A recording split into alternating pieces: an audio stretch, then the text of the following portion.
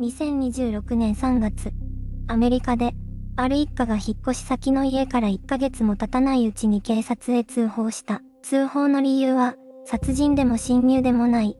ただ、花の香りがする。それだけだった。しかし捜査員が現場に足を踏み入れた瞬間、その場にいた全員が言葉を失った。壁の奥に、時間ごと封じ込められた空間が存在していたのだ。アメリカ、ペンシルベニア州ピッツバーグ、古い住宅街の一角に立つ。一見何の変哲もない2階建ての家。2026年3月、この家に引っ越してきた一家は、最初の夜からある違和感を覚えていた。クローゼットを開けるたびに漂う。菊の花の甘い香り。最初は気のせいだと思った。芳香剤か、あるいは前の住人が残した何かだろうと。しかし1週間が過ぎても、2週間が過ぎても、香りは消えなかった。それどころか、夜になるほど濃くなっていった。一家の母親は言った。生きている花のような匂いだった。でも、そこには何もないはずだった。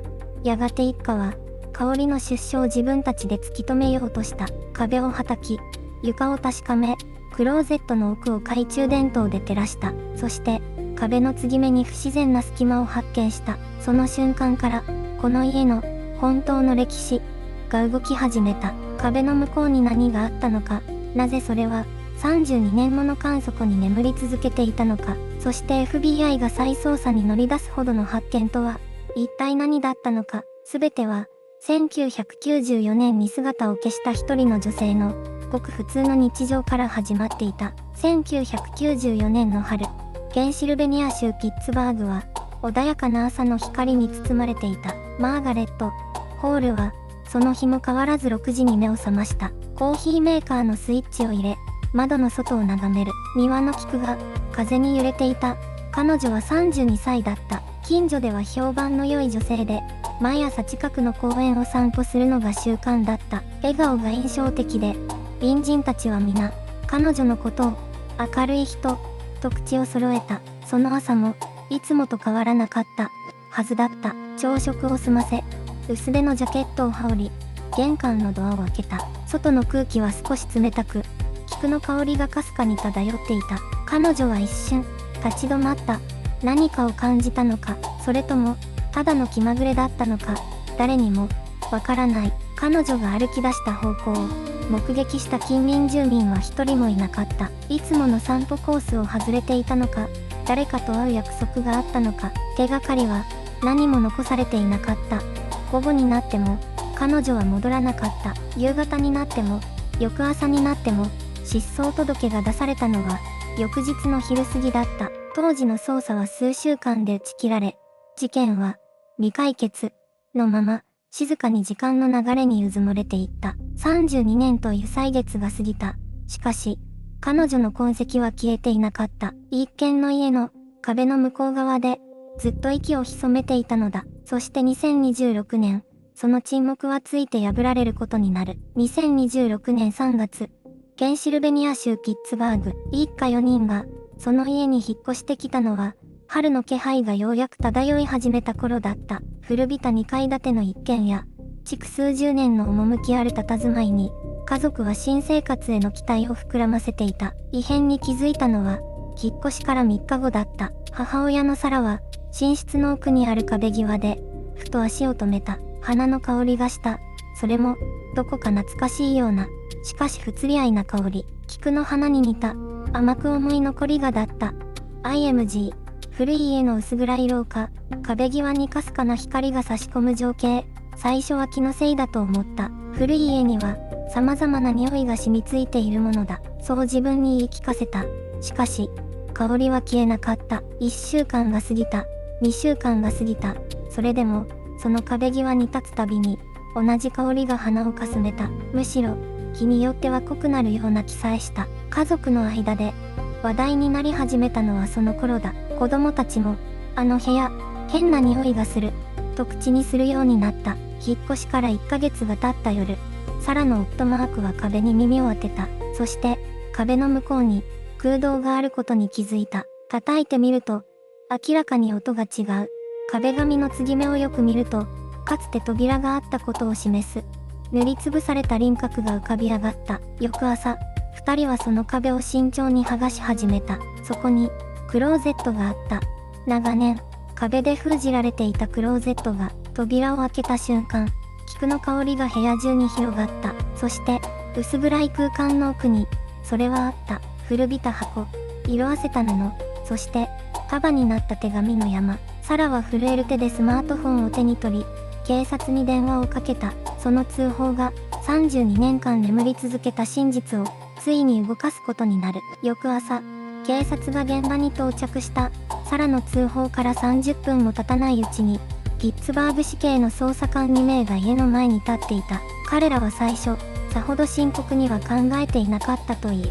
古い家屋に残された遺留品、よくある話だと、そう思っていた。しかし、クローゼットの中を見た瞬間、その表情が変わった。箱の中には、色あせた女性用のスカーフ、指輪、そして束になった手紙が入っていた。手紙の差出人の名前は、すべて同じだった。マーガレット・コリンズ。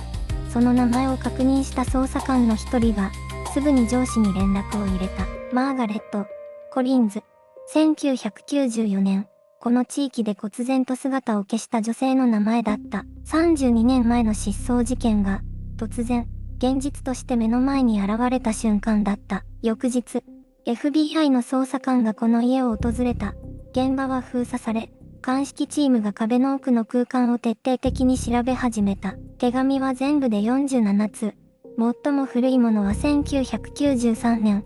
最も新しいものは2007年の消印が押されていた。つまり、誰かがマーガレットの失踪後も、13年以上にわたってこの場所に手紙を保管し続けていたことになる。FBI 広報官は、2026年3月20日、正式に捜査再開を発表した。そして調査が進む中で、一つの名前が浮かび上がってきた。当時、この家の隣に住んでいた男性。彼はマーガレットが失踪したほぼ同じ時期に、突然、この町から消えていた。近隣住民の証言によれば、その男はマーガレットと頻繁に言い争っていたという。しかし、その男には、完璧なアリバイがあると言われていた。その男の名前は、隣人たちの記憶の中に、薄く刻まれていた。マーガレットが失踪した1994年の秋、彼もまた、ほぼ同じ時期に、ピッツバーグの町から忽然と姿を消していた。当初、捜査当局はこの事実を、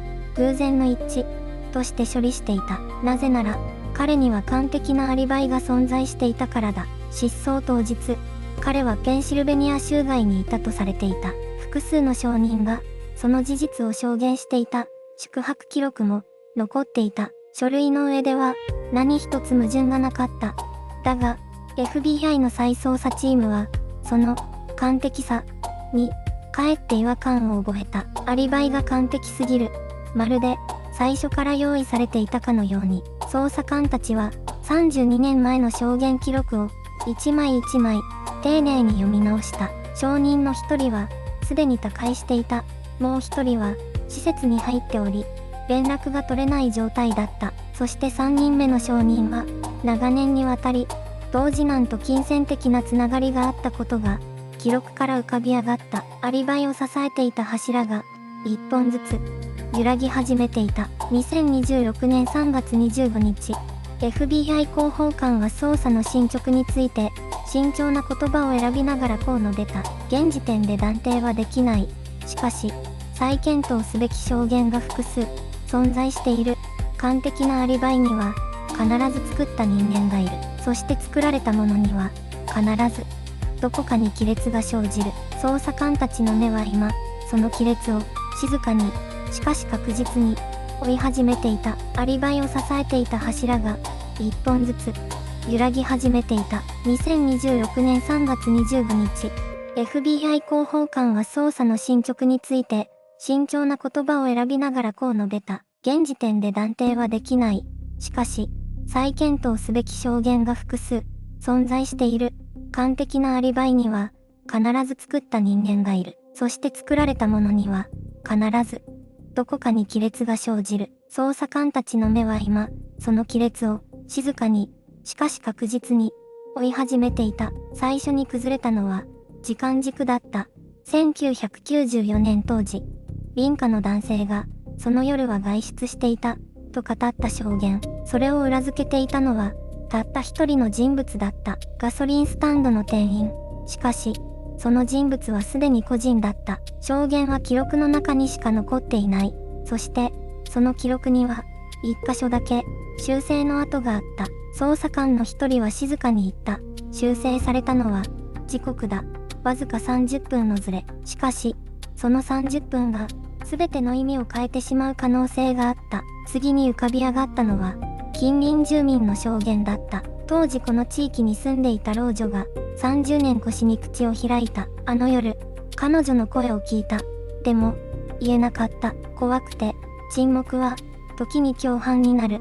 老女の言葉は、捜査記録の空白を、静かに埋め始めた。クローゼットの奥に眠っていた手紙の束、菊の香り、そして、消えた隣人、点と点が、ゆっくりと、一本の線につながろうとしていた。次に捜査官たちが向かったのは、もう一人の名前だった。記録の片隅に、誰も深く追わなかった。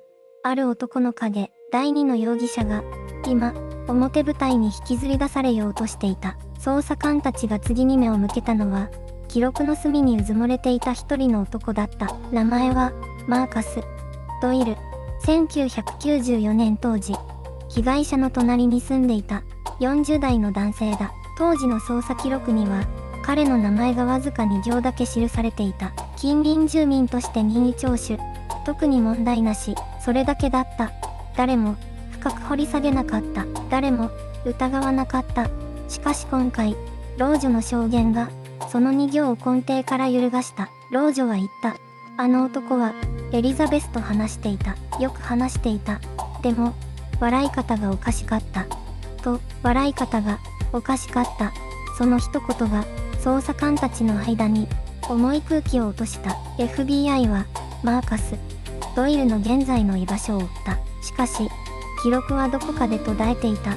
最後の住所登録は、2011年。それ以降、彼の痕跡は、どこにも残っていなかった。失踪していたのだ。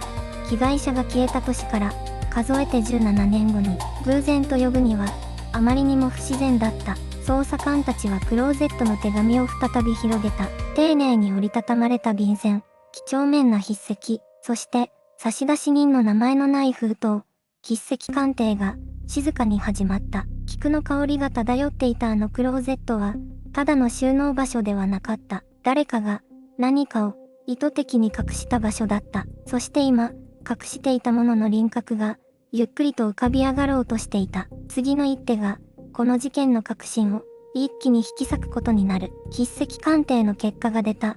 捜査官たちは、一瞬、言葉を失った。手紙に記された筆跡。それは、1994年に失踪したマーガレット・コリンズ本人のものではなかった。では、誰が書いたのか、FBI の鑑定専門官が、静かに口を開いた。筆圧の特徴、文字の傾き、インクの種類、これは、中年男性のものと一致します。隣人、トーマス・ヘイズ、当時52歳、今は行方不明。彼の名前が、再び捜査資料の中心に躍り出た。ヘイズは、ただの隣人ではなかった。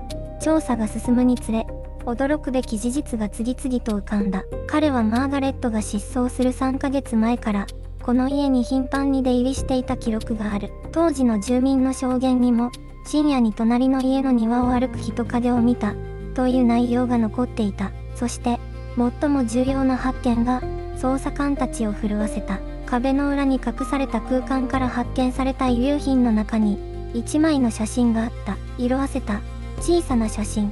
そこに写っていたのは、マーガレットではなかった。笑顔のヘイズと、見知らぬ若い女性。その女性の顔は、1994年以降、行方不明者リストに登録された別の人物と、輪郭が重なっていた。菊の香りは、追悼の意味を持つ。